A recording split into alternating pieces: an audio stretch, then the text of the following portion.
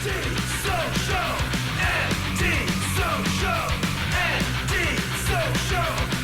to the Anti-Social Podcast. My name is Andy, as I always tell you, and you keep hearing me tell you that, so I'm going to say it again. My name is Andy, so welcome. Thanks for listening. Hope you've been enjoying the episodes. I think by the time this episode comes out, and I am recording them a little in advance, so me using my forward thinking would assume that you guys have listened to a number of episodes before getting to this one. So thank you for tuning in and people from the start. Appreciate the ongoing support, and hopefully for people listening for the first time, you'll get something out of these episodes and hopefully continue to listen by subscribing and telling your mates and I don't know, the rest of it.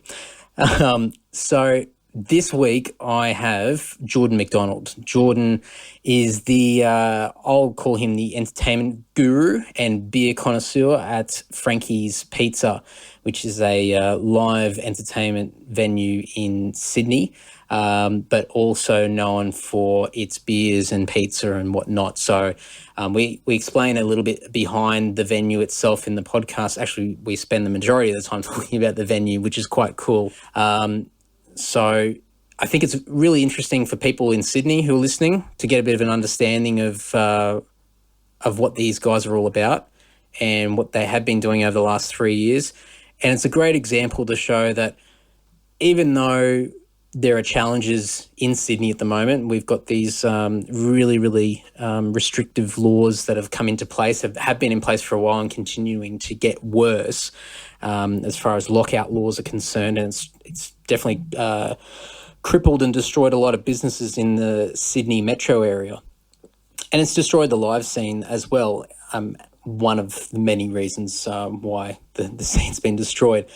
But this is a great example to show that regardless of that and other issues that we've had in Sydney, these guys are showing that it can be done. And I really encourage people to have a great listen to this and really take some notes, because I'm always getting on my soapbox about Sydney, and we always and I'm guilty of it as well, really make an effort of identifying all the bad things that are wrong and the things that we're doing wrong.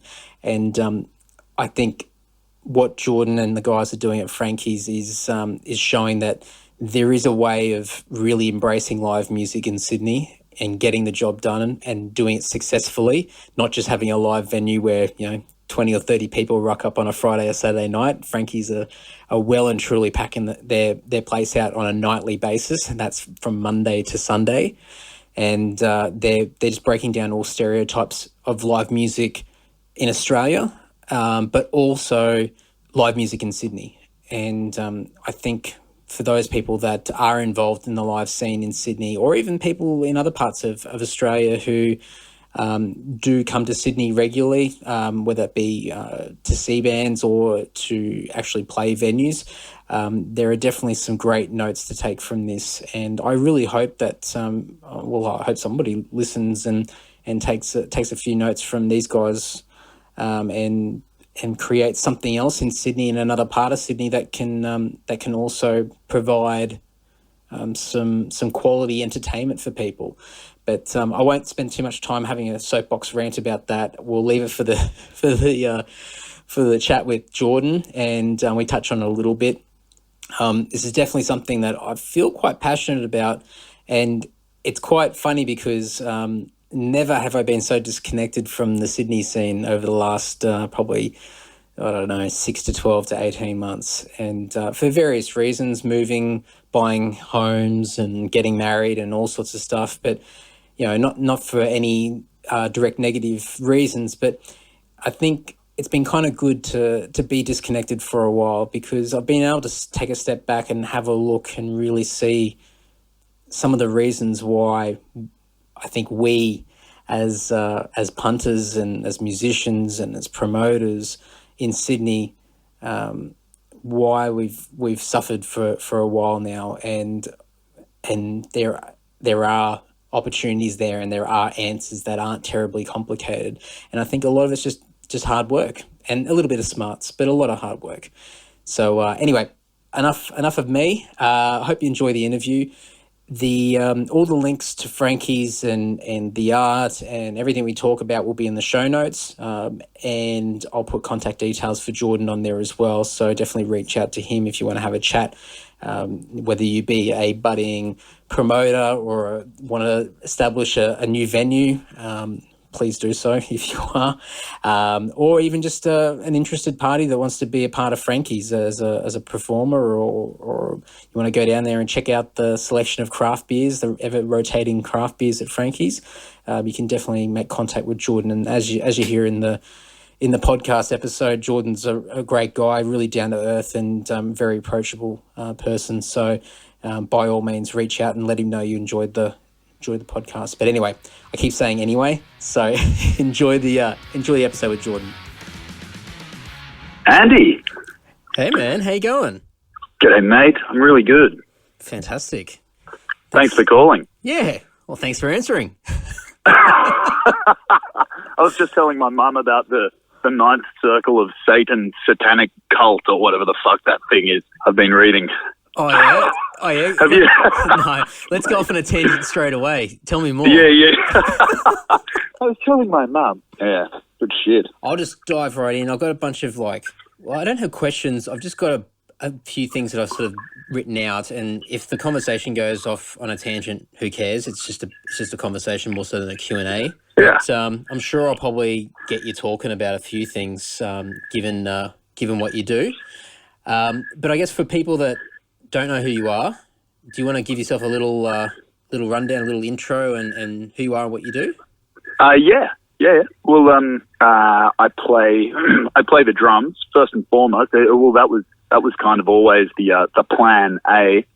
And I somehow kind of fell into a plan B type scenario where I'm in the hospitality industry now also. So tried to steer the ship in a way so that it could all kind of become one sort of marriage, and I can fucking tick all the boxes while, calling it a living. Yeah. It doesn't really feel that way, but it's yeah, man. So yeah, I have a bar in Sydney called Frankie's Pizza by the Slice, and it's like essentially a live rock venue with like a pizza bar sort of shop front, and yeah, just opens up into a whole bunch more. It's like a late licensed fucking rock and roll den. That's cool. And what capacity are you with Frankie's? With Frankie's, it's well, my main role down there is dealing with entertainment and beer. Yeah. And they're sort of, yeah, that's my specialty, man. It's like I got right into good beer from I guess touring overseas. You'd just encounter so much amazing shit, and I'd come back home and I'd have like three options of VB or Tui's or fucking the best I could find was Cooper's. So yeah, so now I've got the power to actually put shit on tap. It's just come at this beautiful time where there's this like renaissance of fucking craft beer, and everyone seems to be doing it, and there's a fucking bucket load of choice out there. So that's what we try to do. We try to, I guess, cater to everyone's taste as fucking deep and dark and ugly as that could be. That's it. I remember there was a big fad for a while there, especially for people in Sydney who go to the townie, and it was all about drinking Reshes, and I could never get my head around it. I kept going for that Cooper's tap, and same thing as what you said. It was probably the only thing in there that I could really sort of get my mouth over, because everything else was new or Reshes or draft, and I was like, oh, I can't stomach it. I can't stomach it. But everyone thought they were cool because they drank Reshes. It was like the old man's drink. Yeah. It's still a thing, man. If you can get it on I don't know. What is it? Aussie nostalgia, it's kind of cool, but, in practicality, actually fucking stomaching the shit, like I'll opt for, I'd rather be fucking named a hipster and drink the good shit than fucking, be the cool kid sucking on that stuff. Oh, yeah. I think I definitely went through that phase for a while. I think there's a very short period of time where I thought it was really cool to drink Tui's Red. And yeah, just because it was so cool to drink the worst possible beer around, and that was the worst one I could find at the time. So I thought I was pretty cool amongst everyone around me. But luckily got through that phase. Man. Yeah, oh yeah. Dirt cheap. He got the job done. Yeah. the $20 case. Yeah, that's it. Yeah, you know it. Yeah. But that's the thing, man. I mean, it's like we really didn't have much choice at all, and you'd walk into not even a bottle shop in the States, a fucking corner store, and you'd have, you know, a world of choice right there, and it was kind of like, why don't we have this at home? Like, we're a pretty progressive country, you know, like, let's do it. Yeah. So, sort of developed a bunch of relationships with some breweries over there and some distributors down here, and started pulling in a bunch of sort of tasty beers. And with Frankie's, it's kind of like that place kind of has organic traffic. It's you know, it's kind of hard to find a dead night, and so if you have it, it's like people will buy it, and it's kind of like people are receptive to all this different stuff, and so that's kind of one of the features of that venue now. You walk in every day, it's different beers, you know, it's constantly, it's in a constant flux. Keeps me excited anyway. Oh yeah, and I think what you just said with having that organic, you know, clientele that keeps coming in all the time, no doubt a lot of that's been attracted by the craft beers as well. Yeah, man. Yeah, for sure. Yeah, that's cool. I'll touch on. I wanted to pick your brain about the lockout stuff, because you guys are like appear to be right in sort of the middle of that lockout zone. Is that right? Yeah. We got hit. Yeah. So I'll come back to that in a sec, because I could go down two paths here, and I think we'll both get talking a fair bit about it. But Sydney's got a pretty crap reputation at the moment for, you know, having such a crap live scene. But of course, you guys do quite well, and you always got people coming. There's always, as you said, you don't have really an off night. There's always people in there, and then you got the live music in there as well, and the gigs seem to go really well. Do you think a lot of people blame everything? They blame the bands, they blame the punters, they blame the laws, etc. But I mean, you guys are obviously showing that it can be done. What do you reckon the big sort of flaw that everyone sort of missed as far as you know, not keeping the whole sort of Sydney live music scene going? Yeah, I don't know. Like, I'm with you though, in that everyone's sort of finding something to demonize on about it. You know, like a fucking every second dude's a scapegoat. You know, but shit, man. Like, it just I can only really talk for this venue, and I'm not seeing any issues, man. Like, there's never a shortage of bands wanting to play, and there's obviously, like, you know, there's plenty of bands who want to play but kind of maybe aren't to the standard that it's going to, you know, keep the room satisfied or whatever. So there's, you know, a lot of requests can't actually go fulfilled, but there's a fuckload of good bands out there, man, and like, we only have one stage, and we, you know, we put shows on most nights of the week, and each one of those shows has, like, you know, 3 or 4 bands on it, and I try not to book any duds. So I think there's a lot of good bands out there, and there's evidently a lot of people fucking digging the tunes. I think I don't know, man. It's like Sydney, certainly in the time that I've been, like, of age to go out and like suck in what live scene there was. Like, I've always heard that kind of Melbourne had a bit more of a vibe for live music culture, and you know, maybe a bit more of a social kind of culture, and Sydney maybe on the back foot a touch there. And I guess I've seen a bunch of venues close. There are less venues now than when I first started going out. But man, like, if I'm going to go somewhere other than Frankie's, it's usually something where, I don't know, it's a gig I really want to go and see, and it turns out there's a bunch of other people really wanting to go out and see it also. So I don't know, man. I don't have too many shit nights in Sydney. I'm looking on the positive with this one. Yeah, for sure. And I mean, one thing that I notice with Frankie's compared to pretty much anywhere else that's doing live music in the city is that you guys, you know, I mean, you're trying to push live music and you put bands on and it goes really well, but you've got those other elements there that create atmosphere and create as you said, you've got this regular clientele that keep coming in night after night, and a lot of those people probably wouldn't primarily be there for a particular band. It's a social hang, and it's a cool vibe, and it's a great atmosphere, and that's what attracts people. Yeah. I mean, if you look at it, I won't name any other venues in Sydney, but if you look at some of the other ones and they wonder why they don't get people in, and you walk through the venue and there's just nothing happening. There's no atmosphere. No one's made any effort to even just to make it a one-off night, to make it special or an event or something like that. It's just, it's an old pub. It's very bland. All the house lights are on all the time. And then it comes down to the bookers as well. There's no consistent bookers, and they book their mates' bands that unfortunately probably should stay in the rehearsal room for another 6 months. And man, it sounds like you know all about this. Oh man, you've got this down diagnosed. Oh man, I've been talking about it for way too much.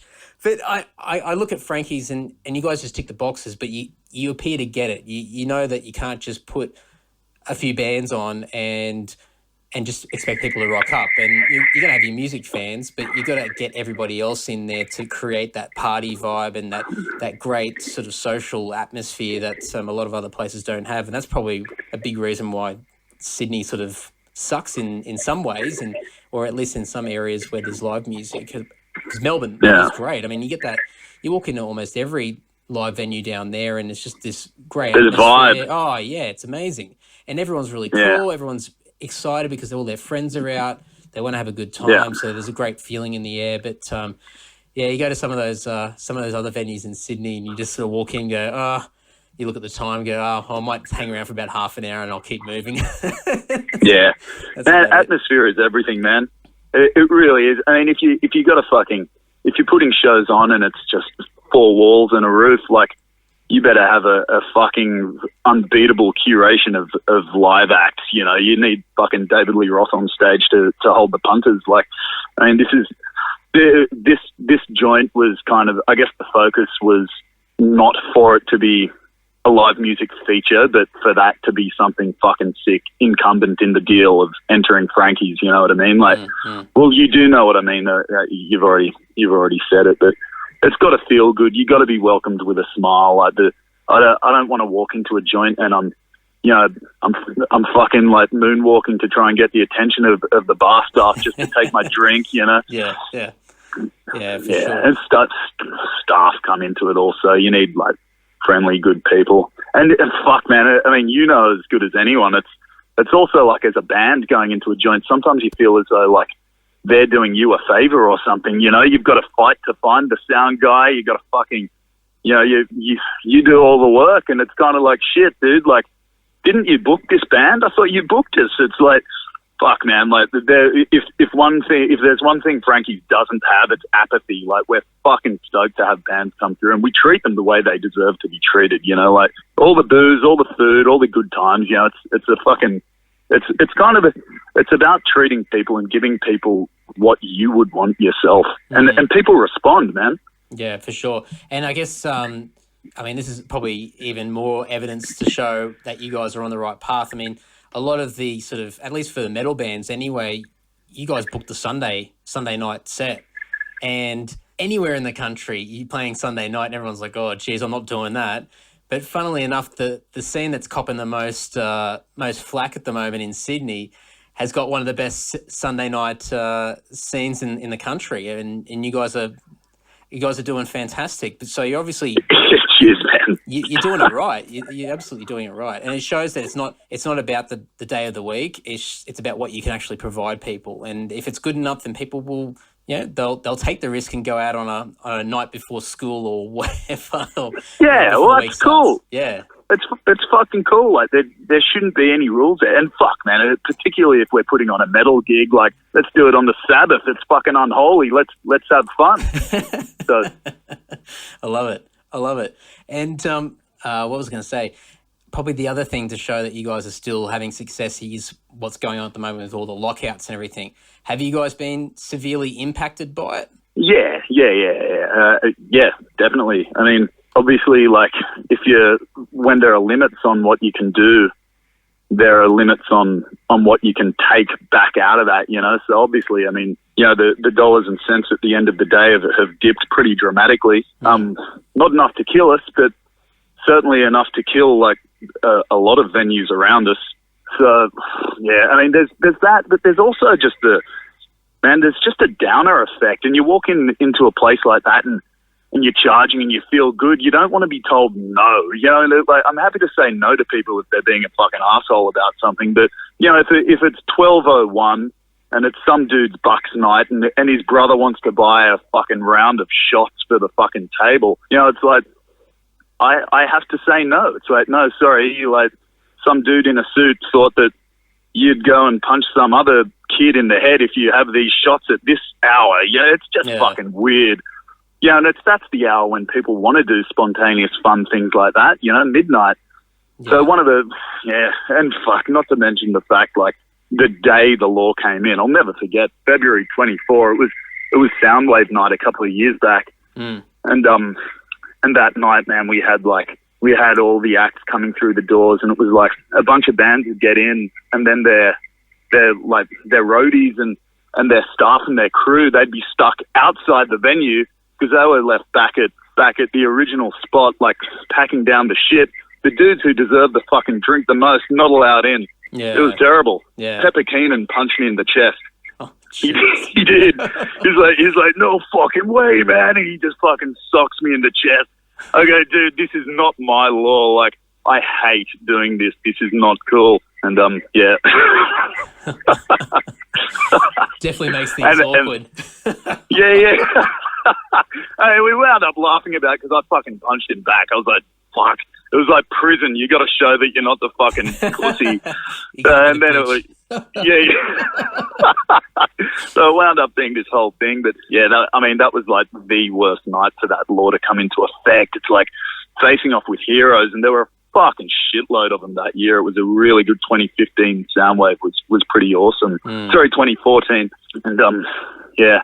And so that sort of set the pace for what was to come. And on top of that, I guess on top of the restrictions on what you can make over the bar, it costs a bunch more. Like, we're hiring security just to hold the door at bay and just to, you know, quell the offended punters, or you might have a group of Americans come in and they're like, well, what do you mean I can't go inside? Like, all of my friends are in there. All my friends are inside and they're partying till 3 a.m. and you're saying I'm not allowed to walk through this door? It just does not make sense. We're like, dude, I want your money and you want to fucking pay it, but we're just simply not allowed to let you in. Yeah.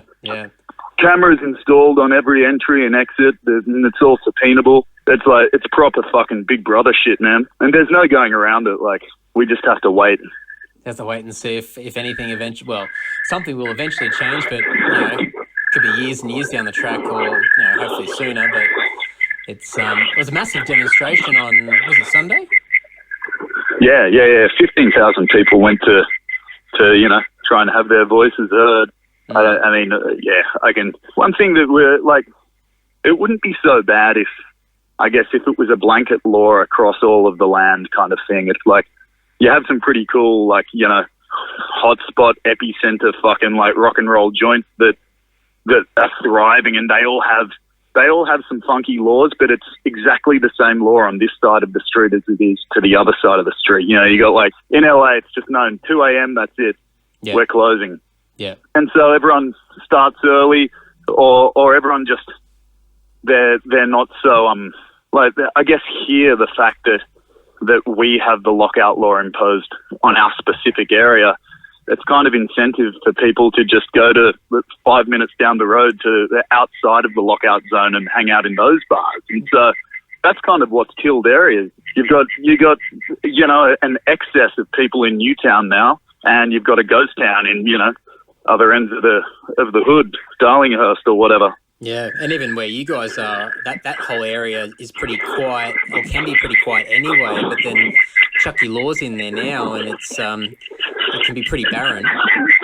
Yeah. I mean, we're lucky because it's CBD. Like, I don't know, dude. Like, we have a few factors in place that are sort of like smiling upon us, but it is still a challenge, man. And one of the hardest things, as mentioned before, is just upholding some of the stipulations of these laws. Like, it's easy to accidentally breach the license, and so we're working fucking hard to be as compliant as we can. Because, you know, one step out of place and that's your license gone, dude. Yeah. That means Frankie's can't operate anymore. Absolutely. So everyone chill out when you're not allowed in after after a certain time. Oh, dude, it's like, just work with us. We hate this shit. Yeah.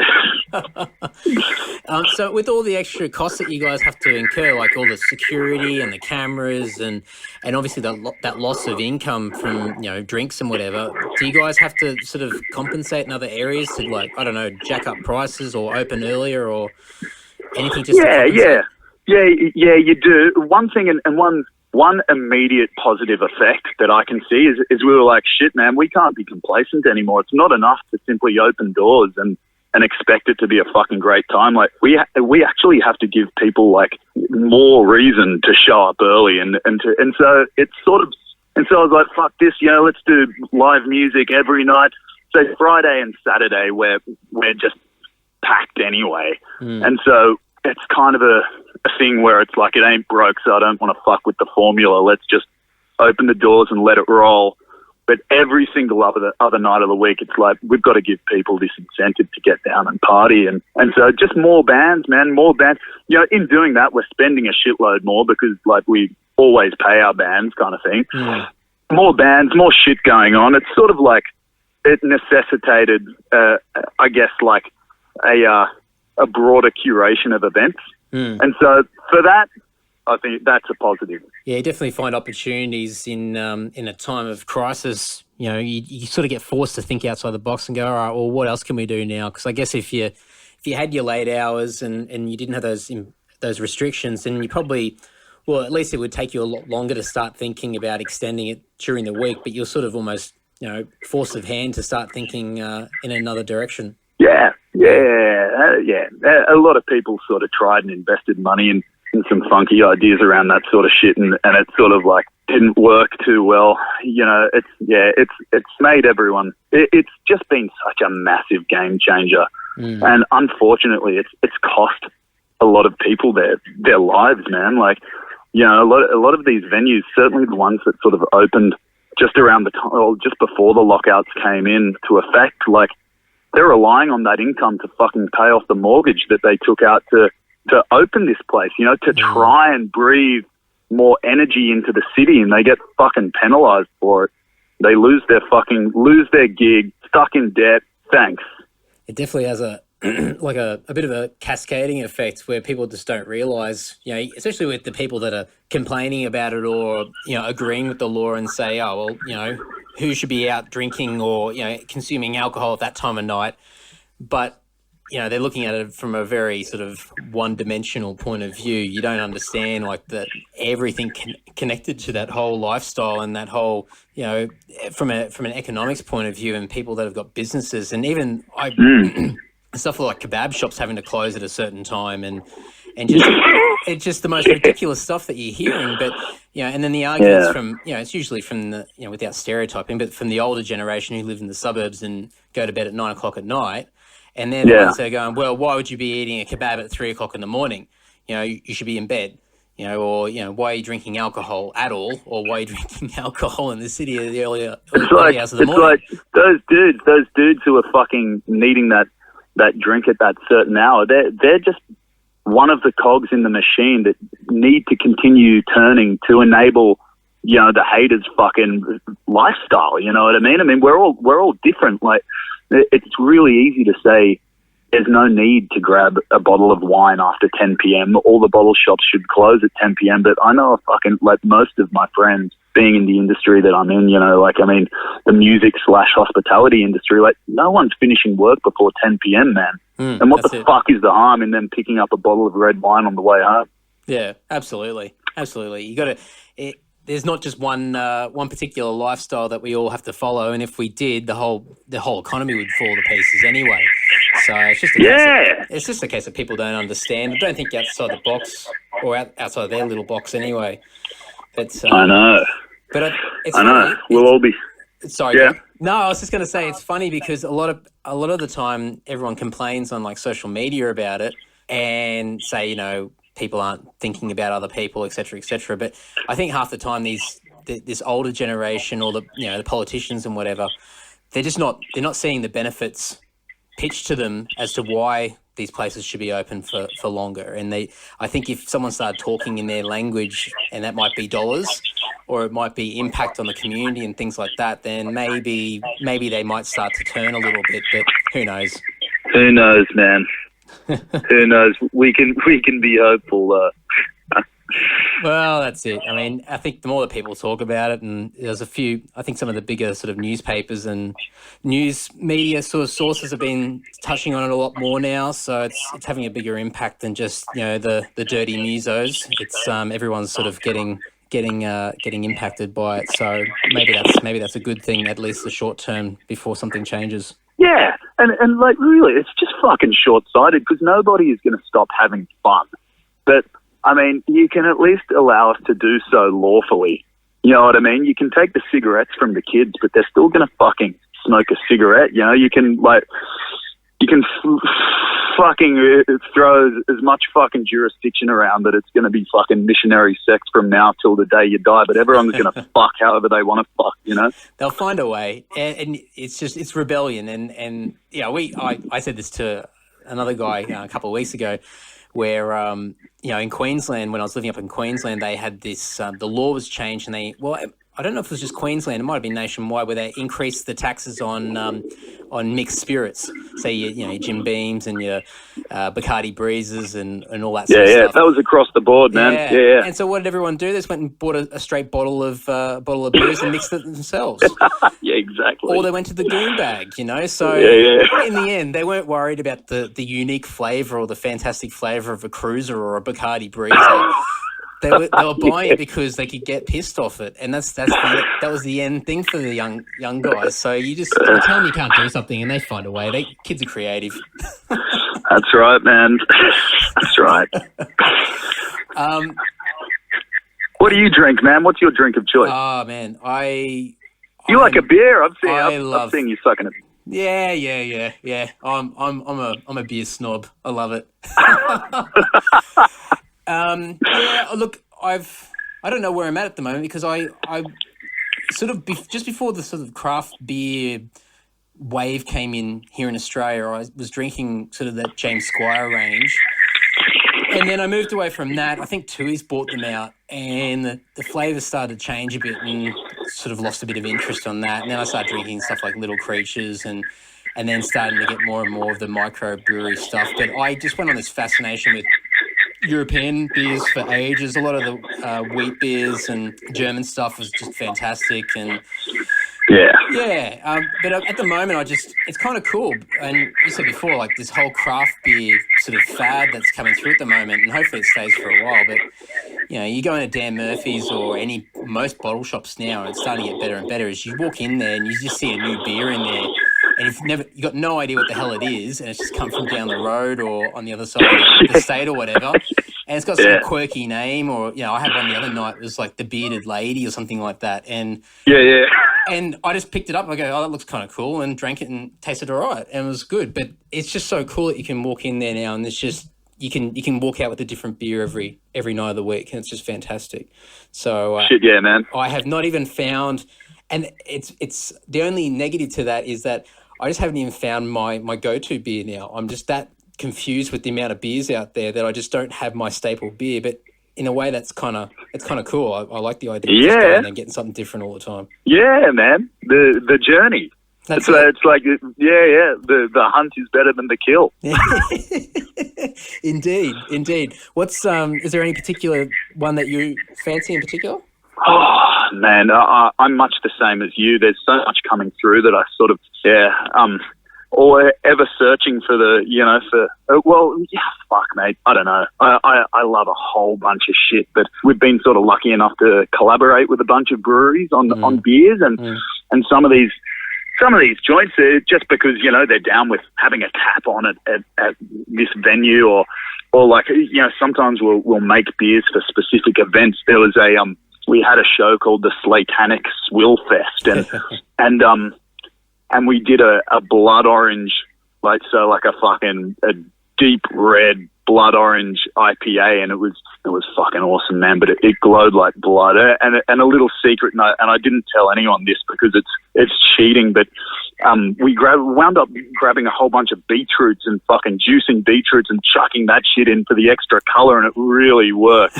And it was, so yeah, I mean, the beer itself, like, probably wasn't the first thing that I'd jump at, but, fuck, man, like, in the spirit of the event and sort of just the whole thing where it's like something so different and so out there, it was just an amazing thing. So, yeah. Is that something you guys brew beer there as well yourselves?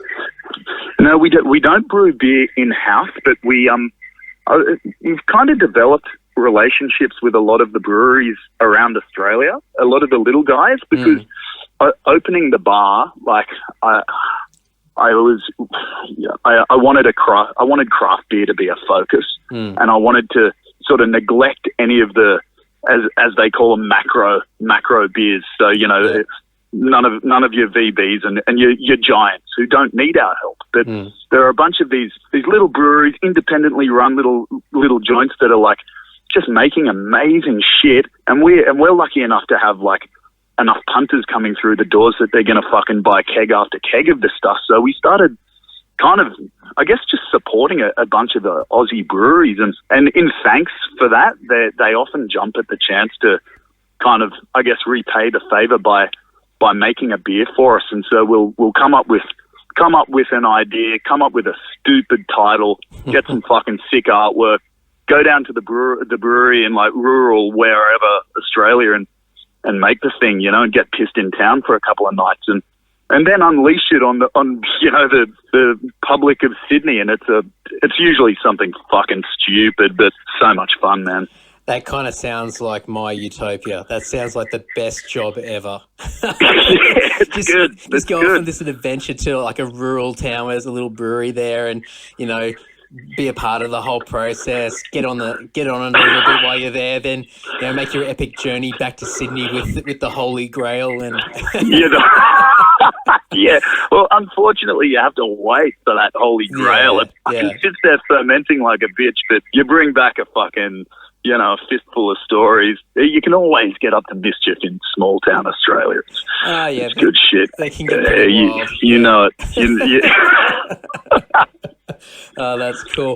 I want to get onto the art shortly, but just one last thing on Frankie's.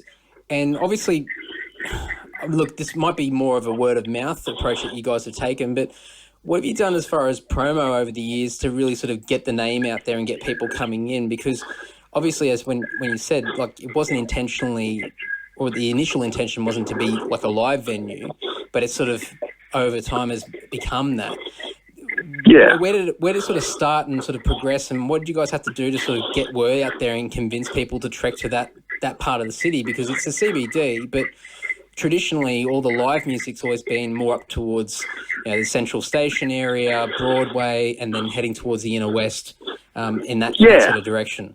Well, man, I think we kind of knew that, or we were hopeful enough that it was going to be popular, that we sort of prepared for that sort of thing. And fuck, it was kind of a bit of an if you build it, they will come scenario. Like, I just had a feeling that it would go down well with touring bands and shit. So I thought, like, we just have to have an in-house backline just in case, you know, magic happens and, you know, fucking Cheap Trick walk in and they want to play a set or something, you know what I mean? And so we always had it sort of rigged up for that type of thing. And it's just, the place just feels good, and it's kind of like a bit of a no-brainer for tour managers when there's a band in town. It's kind of like, and they've got a night off, or if they want to party after the show, it's like, just send them down to Frankie's and then they can wipe their hands of it and let the dudes have their own fun kind of thing. And so I think with the number of like international acts coming through, picking up a couple of Frankie's stories and taking that back with them overseas, and like, you know, you got your social media shit, like, you know, if a band gets it, like, fuck, I don't know, we've had so many cool appearances from bands jumping up just as a spontaneous move, just playing songs on the stage, you know, with whichever band is on that night, or just doing their own fucking thing, that people take photos of that and share it around and all this stuff. And so you get this sort of like I don't know, this like Hitler myth starts building around this venue for people who haven't been there, and then it sort of becomes, it's thrown on their hit list of places to check out. And I don't know, we're only sort of 3 years in now, but it feels pretty fucking established, man. Like, we sort of hit the ground running, and and now it's just a matter of like keeping it real, like that initial vision and that sort of naivety that was there, that hopeful sort of naivety. It made for a really welcoming kind of environment. We were so excited to have this place open that we fucking like let the punters know it. Like, it was great to have anyone walk through the door, and so that's remained the case. So everyone feels welcome and everyone has a good time, and I don't know, man, I think it just feels good. So like, word spreads. With the house band, do you want to just make a mention of that? Because I know you mentioned the backline thing, but you guys have got a Frankie's house band, is that right? Yeah. We decided from the get-go, before anyone knew them, that we were going to call it Frankie's World Famous House Band and put it on a Monday night. And yeah, man, they're just like, they're like musos who I already knew. And it's just like, there's a core band, you know, you've got a guitarist who's actually my brother. So like, I was fucking like stoked to fucking like have him around one night a week kind of thing. And then bass and drums, and it's a revolving door of singers from week to week. And so yeah, and so that's kind of like a staple Monday thing. There's kind of a staple event on every night down there, but yeah, Monday is my favorite night. And what do you want to just go through the sort of the week, so people get an idea of what you can expect from Monday to Sunday?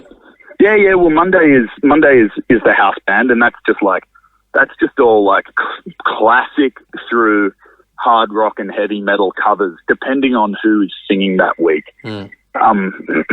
Tuesday night is like a live rock and roll karaoke, so there's a live hard rock band, and hopefuls can come up and pick a track, and they get to front a rock band for a song, you know, and that's actually like, I actually ripped off the idea. There's a joint in New York called Arlene's Grocery, and every Monday night they have like a live rock and roll karaoke, and it was the fucking sickest thing. And there was like always a line up the street, and it was, and the caliber of singers was surprisingly good, and it'd be dudes in bands or dudes in between bands or fucking chicks who just fucking belt the fuck out of shit, but they don't want to actually be in a band or pursue it or whatever, but they just get their fix. And so we started throwing that on a Tuesday, and it's flying now. It's like one of our bigger nights. Yeah. And then Wednesday, live bands, like all just original acts. Thursdays, original act. Friday, Saturday, we just open the doors and let it run. And Sundays, specifically, for the most part, heavy bands, heavy bills. Yeah, that's cool. Feels good on a Sunday. Yeah, that's it. Everyone recovering from their hangover can just get the hair of the dog. Yeah. We had a hardcore night last night, man. So last night was a Sunday. Yeah. And it was kind of a bunch of kids who like to throw their arms around, that whole thing. And like, certainly not my cup of tea, you know.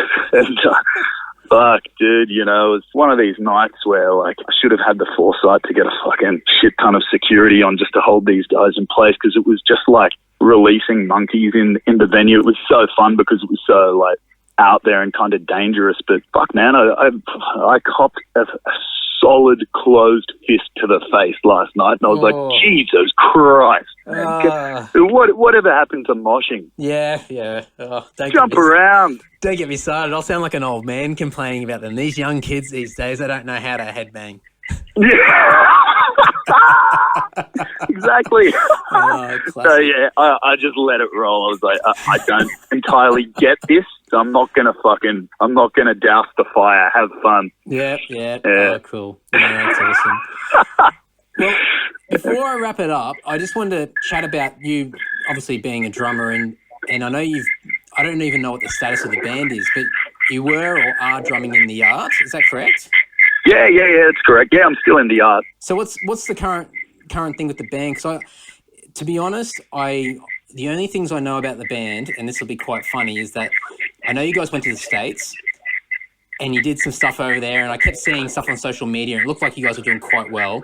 And then the next thing I saw was the giant promotional poster that you had in Newtown over the where's that little open square where the Martin Luther King Memorial is. Yeah. And that was the only other thing that I had of you guys, apart from showing up in drum media or the music these days, you guys are really, really good at your promo. But that's about it. But I'm not sure. I haven't seen a great deal lately. Or maybe you've just been out of the loop. No, not at all. I mean, not a huge amount has been happening lately. We sort of, I guess the reason you saw like little snippets here and there is that we used to, I guess any good opportunity that would come along, which involved overseas touring, we'd usually just take it, regardless of where that'd leave us after the fact. Mm-hmm. And so it was one of these things where we'd have an album ready to release, and like our management was US based, and so most of the shit that would come up would be based over there. And we've done like Europe jaunts and shit also, which are fucking amazing. But it was for the most part American touring, and we'd typically just do that without having the foresight to kind of see where we wanted to be in a couple of months and whether this was going to cock block the actual progression of the band. And so 2 years ago we made the decision, coming on 2 years, fucking hell, we made the decision to not do anything that didn't make sense, not do anything that didn't add up financially. There's no point touring just for the glory of it, because we've had our glory. Like, we can't do that and come back out of pocket or come back, with our plans up in the air again. Like, and so now we're sitting on an album. We've finished a new album, and we're waiting for all the ducks to be lined up correctly before releasing it. And, obviously touring behind it and the rest. But we kind of shifted up everything, like dropped our manager, dropped our label, fucking doing most things independently. Like, we've got like a pretty cool agent at the moment in Premiere, and Bo Kochman's over at Premiere is a fucking sick cunt, and he keeps setting things up for us, and we keep sort of putting them on the back burner because we can't all agree on what we should do. Mate, we're in a funky little period, but the smoke will clear and we will come fucking propelling out of it. That's a good feeling though, because obviously you guys aren't panicking. There's no rush or anything like that, and you guys you've got the goods there. You've got the album. You're pretty much ready as far as having the tools in place. It's just, as you said, waiting for that right opportunity and the right window to open up. So, I mean, that's kind of cool, because a lot of bands just panic, and it even gets to a point where they half-ass a recording just to get the recording out so they can get out there and keep touring or keep pushing your product. So, it's cool to see the other side of it. Yeah, exactly. And it's been nice to slow down a tiny bit, because I guess the first year Frankie's opened, we had like a really heavy tour schedule, and Frankie's was such a fucking party house. I was like, ironically enough, kind of looking forward to tour so I could fucking give my liver a break, which obviously sounds ridiculous, but like that was the vibe. So first year of opening that venue, I was actually away about 6 months of the year, and then again the next year, and so now it's kind of been nice to have this last year to sort of like take stock, and where, I don't know, it's like you said, that whole thing where bands feel like they need to rush shit and they've got ants in their pants and you don't get the fucking job done right. And we love this album, and we kind of want to give it its best shot. So we don't want to just stick it out, have 100 fucking dudes who like us on the internet buy it, and then we just sell the rest of them as merch on the road. Like, we kind of want it to do something, and so yeah, like, those ducks have got to be lined up right, and we want to shoot them, and that's why shit has, as far as public perception goes anyway, slowed down a lot recently. Yeah. Oh, well, it's cool. At least there's things brewing in the background, and once you got it all up and running and got an idea of release dates and everything like that, we'll have another chat and we can push the new album. Yeah, fuck, man, that'd be amazing. No dramas. All right, man. Well, I'll let you know when it's all up and running, and we'll talk soon. Thanks for the chat. Oh, pleasure. Thanks for spending a bit of time to have a chat. Yeah, cool. Okay, see you later, man. Take care. See ya. Thanks for listening. All of the show notes are on my website, andysocial.net. So everything for Frankie's Pizza, the art, and anything that I can think of that would be of added value for you guys as far as resources are concerned. I hope people actually do check out the show notes. I have no idea whether anybody does or not, but I'm putting them there regardless. There's some really cool things, and I encourage you guys to share all the links around and let people know of things.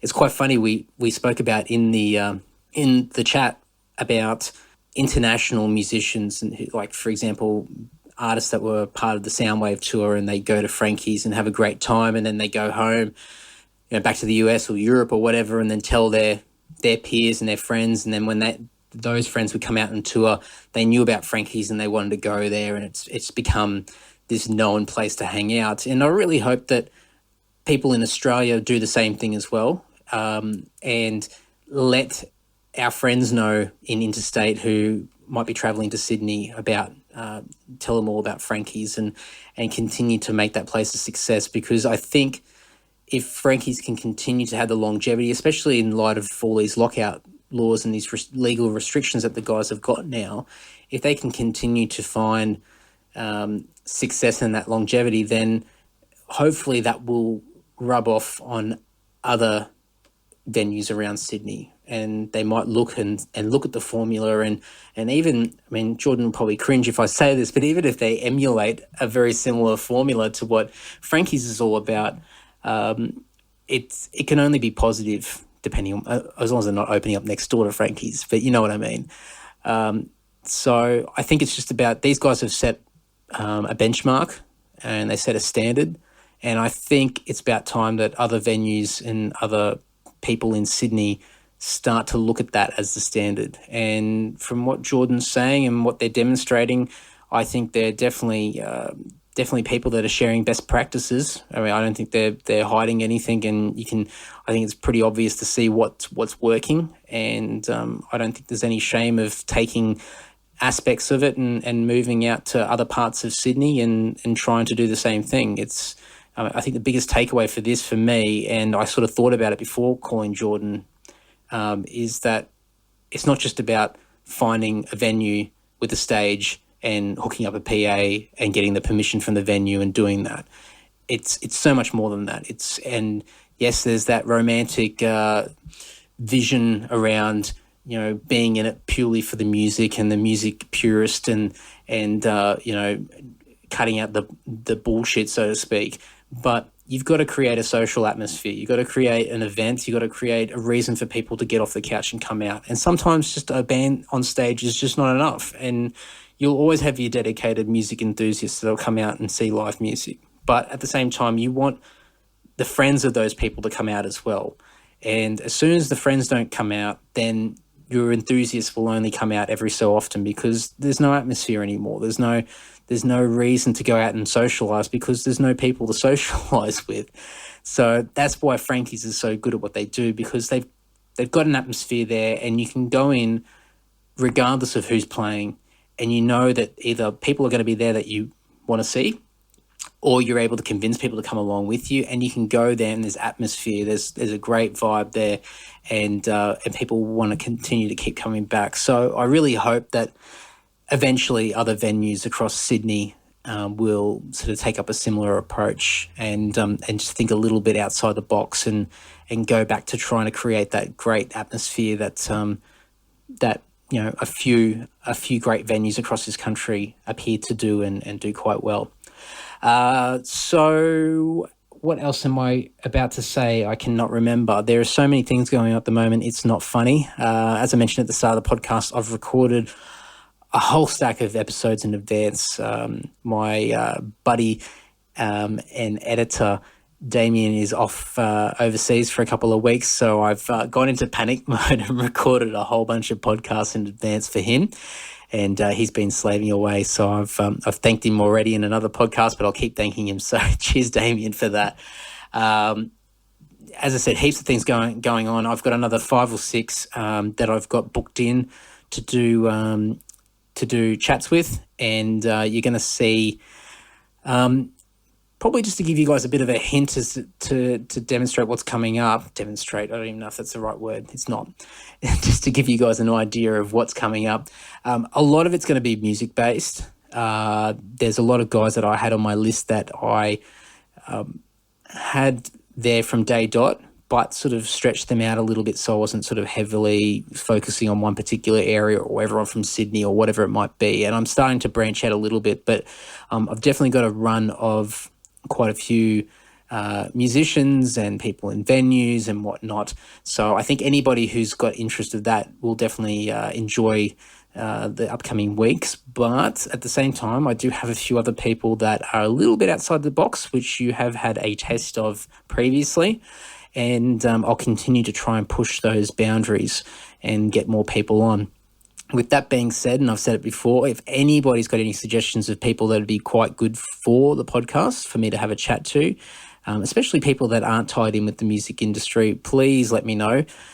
Very, very keen to broaden the horizons and get some new perspectives and have some different conversations on the podcast. And I think you guys would really dig it. And from the responses that I've been getting from some of the other people that I've had on, it's definitely something I'll continue to do. I seem to be on a bit of a winning formula when it comes to that sort of stuff. So having the balance between that and I guess the familiar world of music seems to be going well so far. So massive thanks for everyone who continues to listen and share stuff around. I won't go through all the housekeeping, but you know all the links. You can find them all on Facebook or andysocial.net. That's probably the best place to start, and you can branch off from there. You can rate on and review on iTunes or everything else that the podcast is hosted and played through. Share all the posts. If you want to buy any Lord or Dungeon or whatever else merch we've got on our online store, it's lord.net.au/store. And you can use the code word AndySocial, one word, for 10% off everything in the store. So by all means, use that whenever you choose. But that's it. I'll stop carrying on. Thank you for continuing to listen and not pressing stop and deleting the episode by now. And stay tuned. There's heaps of stuff coming up. So just continue to spread the word and lots of cool things. Oh, and before I forget, one last thing, and I'm terribly sorry for keeping you guys because there's always something more important to do. The date for my little podcast party that I still haven't given a name to will be May 28th. That'll be Saturday, May 28th. I had the 21st and the 28th shortlisted, and I had some expert advice from Mr. Andrew Craig, who you would have heard in episode number 2 of my podcast, who has strongly urged me to do the 28th of May because he's playing a show on the 21st. So I figured that's a good enough excuse for any. So, hey, the next thing we'll do is work out a place to host, and it'll be somewhere in the city. And we'll work out where to do it from there. So over the coming weeks and podcasts, I'll start to drop more and more information. But if you got nothing on May 28th, then by all means keep it free. It'll probably start just a little bit after lunchtime, so maybe 1 or 2 o'clock, and probably only for a couple of hours for people that have got other pressing engagements or shows or whatever they need to get to. So by all means come out and have a few drinks. Very, very informal. No particular agenda in place. It'll just be purely a hangout. We'll hang at a bar, have some drinks, shoot the shit. I might do a little bit of recording, but I'll weigh that up probably on the day. So more or less something for a bit of a social get together, and I might just do a couple of little additional things just to make it a little bit of extra. I can't even talk today. Just to make it a bit extra special. So May 28th, keep it free. If any of you guys are from out of town, you're not in Sydney, but are planning to be around that time, that invite is open to yourselves as well and to anybody else. But I'm not promoting this anywhere but verbally through this podcast. So up to you guys whether you want to spread the word. But otherwise, I will be at a certain location that I'll let you guys know on the 28th of May. Until next week, thanks for listening.